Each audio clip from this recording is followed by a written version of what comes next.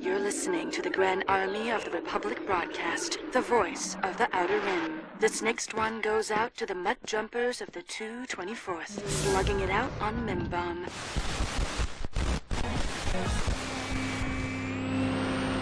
Breaking off. All units, fire at will. Squad 2, pick a target. Too many, Captain. Watch your stabilizer, Gold 6. Anybody cover me? I got 2 vultures on my tail. You've got to hold them here. Watch your left. I can't shake them. I'm hit. I'm hit. Where's our reinforcements? Hello there, Star Warriors. This is your captain, JP Jones. I'm joined by one of the Republic at War mod leads, Z3 Rocks. Go ahead and introduce yourself. Hey everybody, Zero X here, and get ready to set your phasers to fun, because we are going to be unveiling some new mod mechanics that we have included for Republic at War 1.5, Shadows of Deception. This is something that we've been working on for a very long time, and we have decided to pull the trigger on implementing it. And we think that everyone is going to really enjoy this, and we felt that a video was necessary to show off these new features and really get the fans to understand where we're coming from here, because some of these changes are pretty drastic. Indeed. So we're going to jump right in here. All right, so as we jump right in, do you want to tell us what we can possibly expect from each faction in 1.5? So, first thing I'm going to do here is I'm going to load up a Clone Wars Galactic Conquest mission. And as you can see from my stream here, one of the big things right away you're going to notice about 1.5 is the number of planets. We have been adding in planets at a very slow pace. But for 1.5, we have really upped it up. We are now adding in 10 more planets, for a grand total of 101 planets in the main large Clone Wars Galactic Conquest. This is a big jump from our original Galactic Conquest size of, I believe we had like 72 planets when we started way back. Yep. So we have come up quite a bit. Yeah. Over the past year, we have added roughly 22 new systems, and now we added 10 more for this update. So do you want to tell us what new system we're adding? Sure. So right away, as you can see here on the galactic map, we are starting to fill in quite a bit here, these gaps that used to exist. I'm going to take us way out here, out near Megiddo. And right here near Dantooine is a new planet that we've added, which is Agamar. Agamar, as you know, was a planet that was used during the Clone Wars, and it has a pretty interesting story, and it is shown in the Rebels series as well. And there's an interesting episode in Rebels that takes place on Agamar. We thought that would be a really good planet to add. Also here, getting closer to the core, we've added in a planet called Bandomir. This is a kind of a desolate mining world. It's filled with ore. It's an industrial planet, and it is Republic controlled. Not much there, but it does support mining. What's up north there? So up here are 2 very important planets. One here is Sereno, which is the home of Count Dooku. We've also added in Telos 4, which goes back to the KOTOR era, has a lot of historical lore behind it as well, and we thought it was a nice planet to add as it fills in a nice big space here between the Corporate Sector Alliance Corporate Sector Authority and this empty space right here. Gonna take us down into Hut space. This is where the biggest change has been. As you can see here, we have added in Klaatuine. We've also added in Yaleza, and those are the 2 big planets here that we've added in Hut space. Teth was added in a prior update, as was Nar Shaddaa. Next, we've added in Scarif over here. Rishi, which is a fan favorite. And we have also added in, here it is. Yeah, here it is. Good old Druckenwell.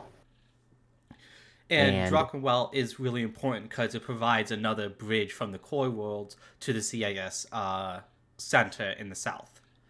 Yes.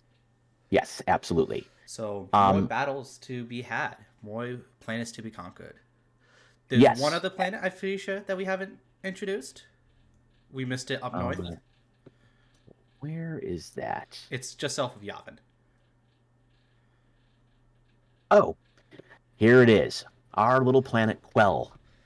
Quell, as some of the Clone Wars series folks will remember, that is the episode that takes place in the upper atmosphere. And that is where the ship then jumps to Meridon. Yep. So the land-based portion of Quell was shown in a Lego Star Wars game.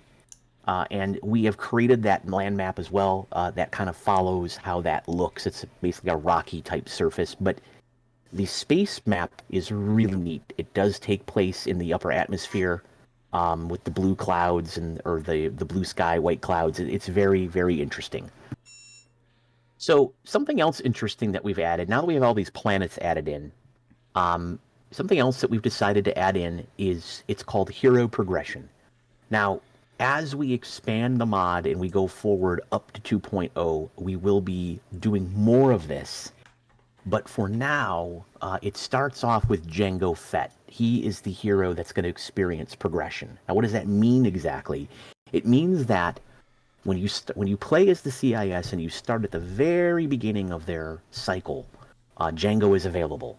The moment you advance in tech, though, unfortunately, Jango is killed off. He disappears. He no longer becomes available to you. So long, Jango. However, other heroes will become available, but Jango just disappears. We will be expanding upon this feature in the future, but for now, that's just how it is. Something else that's very important, and this is going to segue into my talk about play features here for each side, is essentially, we have moved all of the bounty hunters that were heroes for the CIS. So Aura Singh, Cad Bane, Bosk, those guys are no longer CIS heroes. They are just bounty hunters, and they have to be purchased. Some of them have to be purchased from the Hutt Palace. Others will have to be purchased from a cantina. And why did we do this? We did that because we are adding more actual CIS heroes, generals, important figures to the CIS, and having a bunch of freelance bounty hunters just didn't seem a really good use of the very limited space that we have in named heroes up top. Right. So, also, we thought it would be a cooler mechanic to have to purchase and hire these people from their respective locations versus just having them default and be a part of the CIS roster. Yeah. And in-game comparison would be the Minor Jedi that you can purchase at the Republic. Absolutely. So let's jump right in and start talking about what this all means and how this works. So from the CIS side, the CIS is, love it or hate it, in the scope of the Clone Wars, they are considered the bad side, all right? And the Republic is considered the good side. Again, don't need all the revisionist stuff. For the sake of argument, let's just say the CIS is the bad side and the Republic is the good side. We understand, though, that based on the books and the comics, the shows, that the CIS did a lot of underhanded things. So they're operating in a space where they're not exactly playing by the rules, okay? I mean, their very existence in itself is illegal, which is why there's a civil war going on. The Republic, on the other hand, operates in a very official capacity. They are the Galactic Republic. They have the Galactic Senate. So they have politicians. They have senators. They have ambassadors. The CIS operates similar somewhat on a smaller scale, but again, they are doing things in a very underhanded manner. There's more subterfuge. That was the theme of the CIS, which is what we're going with now. Right. So, with that in mind, what we've decided to do and what we've implemented is we've given the CIS much more of a taste of operating at that underhanded level. So, what does that mean? As a player, it's not just about let's build a bunch of ships and go out and destroy stuff. You can still do that. However, now the CIS can actually build probe droids. Probe droids are a very basic unit. You send them off, they go spy on a planet as a recon unit, and they basically they despawn essentially once you've used them and or expended them. They're an expendable unit. It's a one-time use, but you can build as many as you want.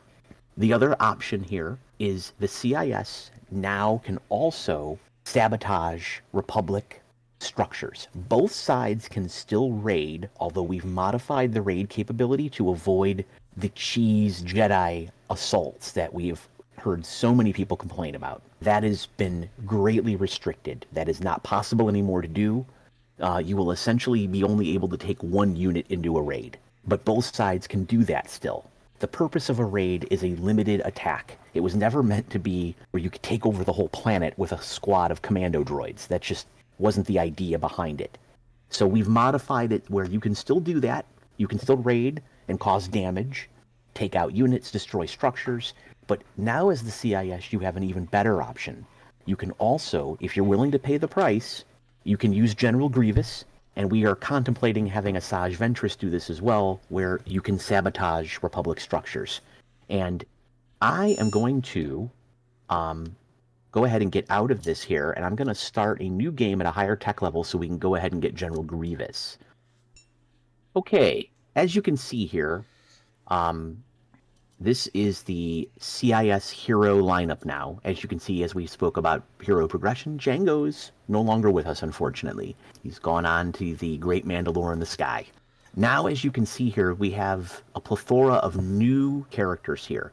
Now, many of you that have played Republic at War with the recent updates, you know right away that we added in Mar Tuk, who comes with his own droid control ship. And some really cool abilities. Now we've added in Wat Tambor, foreman of the Techno Union, and we've also added in San Hill, who is chairman of the banking clan. So I know a lot of people might think, well, you know, they're not combat heroes like Grievous or Dirge, but these guys can do some really, really interesting things. So I mentioned sabotage. We're going to go ahead and fire up General Grievous here, and as you can see, we're going to go over here to, you know what? Let's go to Naboo. As you wish.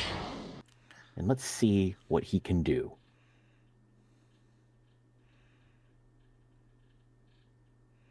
So here we go. We have the sabotage menu up, and you can see here that we have the option to destroy.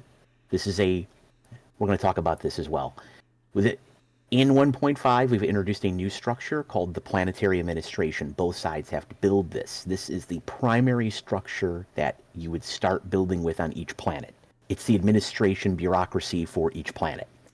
This is where you would also recruit militia from, build repair droids or medical droids, if you're the Republic.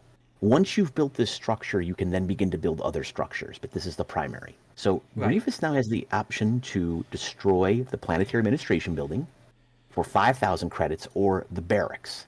One thing about the administration building that I feel like is important to bring up, in addition to that it's required to build all the other structures, you've also added that you can only build one of each factory now. You can't build two light factories or two heavy factories on worlds. Additionally, for the CIS, you need to be able to build the shield generator in order to build the pulsar lift jammer. And on a major world, you need to be able to build the turbo laser tower in order to build the ground to space weapon.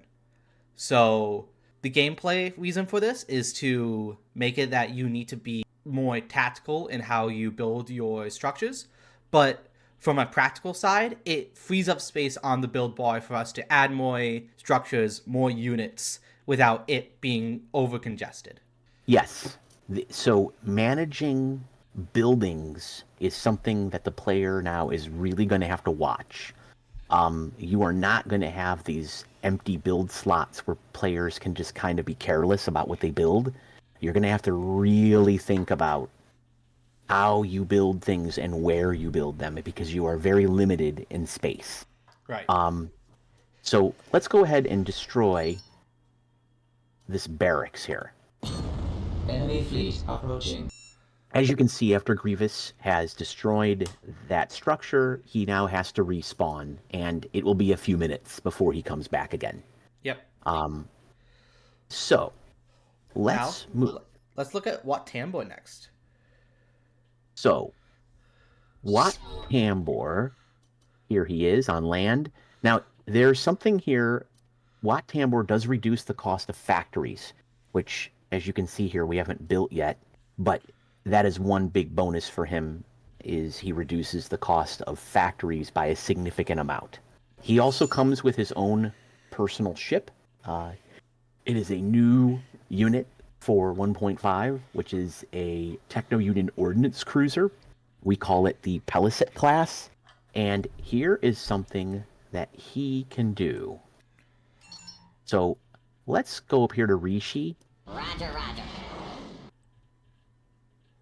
So Wat Tambor now, because he is chairman of the Techno-Union, he's the foreman of the Techno-Union, can steal technology. And we're going to go ahead and buy this. Enemy fleet approaching. Oh boy, they're coming in at Mechas. New construction options available. So we have now stolen this technology and acquired a new unit. As you can see, Tambor here is also going to respawn. So now, let's take a look at this new play mechanic for Sand Hill. And I think the players will really get a kick out of that. So, we're going to send him somewhere a little more... Here we go. Now, as you can see, he has something called Steel Credits. Roger, roger. You might be familiar with this from, a smuggler, perhaps. But This is a little... Yeah, this is a little more enhanced. Sand Hill, because he is the head of the banking clan, can hack banking systems, and he can steal money at a very accelerated rate. he will. The percentage is 85% of a planet's income for 3 weeks. Now, so I think we've covered most of the mechanics now for the CIS and how they operate. All right, you can still buy bounty hunters. All right, as you can see, we've built the Hut Palace, and you can hire Horus Singh and Bosk from there. You can also hire generic bounty hunters. What's that structure at the bottom right that's buildable? Yes, so this is a new structure that's available for the Republic and the CIS, especially in far-flung worlds. It's the arms dealer. And we're going to go ahead and build this. The purpose of this structure is to outfit some of these outer rim planets with weapons and vehicles that they might not be able to obtain anywhere else. The arms dealer will sell very outdated and old weaponry at a price. Mm-hmm.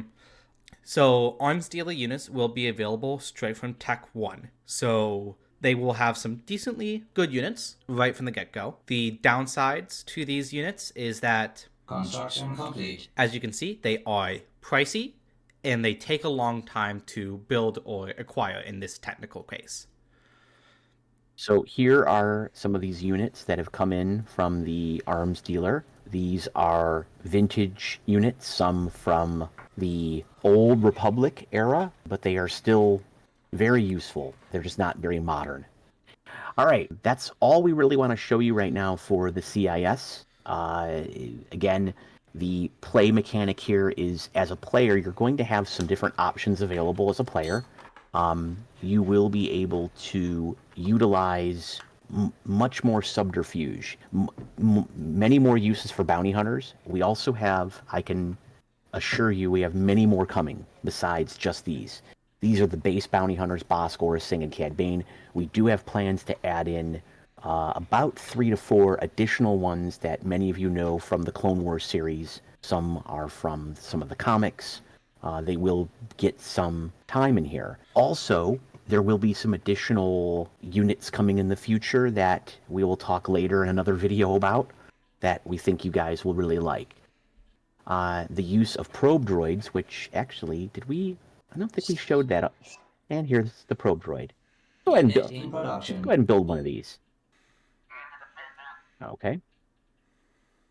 So, probe droid, let's go let's send them off here. All right, we're gonna. You can see, we can see what's going on here. We can see the units. We can see what's on the planet, the fleet, and so on. So probe droids are very useful as far as reconnaissance goes. Yep. Again, something that you're going to want to use. We also, again, Sand Hill can hack and steal money from the banking systems of these planets at a very high rate. Grievous can sabotage, and Watt Tambor can steal technology. We will have some really interesting units besides the Conqueror that he will be able to steal. And we don't want to reveal those yet, but one of them will be in the 1.5 update. Yep. And with that, we're going to switch over to the Republic for some really exciting things. And here we are with the Republic. And as you can see, I'm going to pause this so we can look around here. So we have the familiar heroes up here. Not much has changed except for a couple of things. You'll notice right away that we have added in, if you remember from 1.4.8, we added in Padme. And now we've also added in Senator Bail Organa, in addition to the other standard heroes that are here. So as I was stating earlier in this video, the Republic and the CIS operate at very different levels. The Republic is the official government of the galaxy. It has the Senate, and it operates in a very bureaucratic and official way. So we wanted to do something that would allow the players that play as the Republic to interact with especially these neutral third-party factions other than just invading them, all right? Now, we've been slowly adding in more and more of these factions, such as Dathomir, the Corporate Sector Authority, and of course the Hutts. I can tell you that we have many, many more planned for future updates that we'll cover in future videos. But for now, we're going to focus on the existing factions that we've added in prior updates. The Corporate Sector Authority, which is represented here by Bonadan and Eddie IV, and of course the Hutts, which we've really filled in here with some of the Hutt worlds, as you can see. So what you're going to notice right away is you're going to notice these little handshake emblems, icons, okay? What are those? Well, these will tell you that there is diplomatic information available for these planets. Now, these are CIS-controlled planets at the moment, and unfortunately, as the Republic, there is no diplomatic relations with these planets. There is nothing the Republic can do because you're at war with the CIS. But what about these neutral factions over here? Okay, so let's take a look. So we have apparently some options available here to us with the neutral factions. Hovering over these will give you some information about what is going on here, and we're going to dive right in and explain all this. Clicking on this will bring up the planetary diplomacy menu for Nal Hutta. You can see here there is one option. Now, Nal Hutta is the capital of the Hutt sector, and it's the capital of the Hutt worlds. So the main option available for the Republic is to normalize relations. Now, how does this work? Well, it obviously costs money, and as you can see here, it also requires a diplomat or a senator to be used to do this. And if the Republic does do this, you can see that it allows this neutral world to assist us by providing us transit rights at a cost and unlocks other diplomacy options on other worlds. So who can do diplomacy? Now, Senator Amidala is the one that can initiate these diplomatic things, and we're going to show you something very neat. Here is Padme. She is here at Naboo, and we're gonna take her over to Nal Hutta. There we go. You can see the diplomacy option here. Leave immediately. And here she goes. All right. So we're going to go ahead and... I was able to meet with the Hutt ruling council. They're officially maintaining their neutrality, but the kidnapping of Rada has them just furious enough to help us covertly. They'll allow us to operate in Hutt space for a price. So we should look for more opportunities on other nearby Hutt worlds. So you can see here, when you conduct this diplomacy mission, Padme will then appear in a hologram video, and she will explain what just happened. You'll see here that it has also opened up options at other planets, okay? And you notice that once she did this, you saw that there was a little ticker here indicating that we are establishing bureaucracy. But you can see here, we have other options available now. So at Nar Shaddaa, we have several options available for diplomacy. And what are these? Well, we've got contact trade partners. Doing this apparently gives us a large credit bonus. And you can read here what this says. The one-time credit bonus will go toward building up the relationship between the Republic and local corporations open to trading with us. The other option is creating a partisan movement. Local population will not fight against the Republic, and if an attempt to remove the network is ever made, there could be a revolution against the planet's current government. Now, it looks like for this, in order to do this, not only do you need Senator Amidala, but you also need the help of an ARC unit. ARC Squad, or the Special Forces. They apparently are the ones that have to initiate this partisan movement. Other option here is military assistance. Benefits, subcontracts ground-based fighting companies and makes them available for the Republic to build an arms dealer. Very interesting. Now, as you can see here, all of this requires to have normalized relations. See?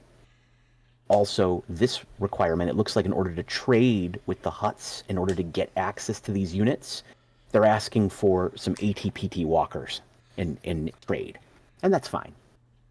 Let's look at some other options here. So,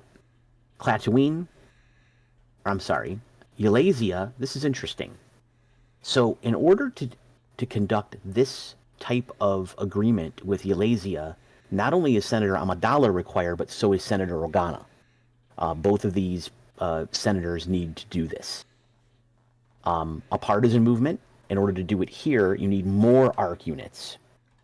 In order to trade with the Hutts for military assistance here, it looks like they're asking for a whole bunch of ATRT walkers in trade. Go over here to Teth. Interesting. I'm going to pause here. So we have the option of naval assistance. As you can see, provides income through tariffs to every enemy ship passing through the system. Also allows the Republic to license unique starship designs from this particular faction. Very interesting. Looks like for this also you need Senator Organa. This is a new one. The Intelligence Network. And it says here, our intelligence network can enable a communications blackout on the planet that will prevent additional garrison units from being notified of an invasion. The network will also notify the Republic of enemy troop movements. Now, you'll notice on this one, you need to actually have engaged in several treaties with factions.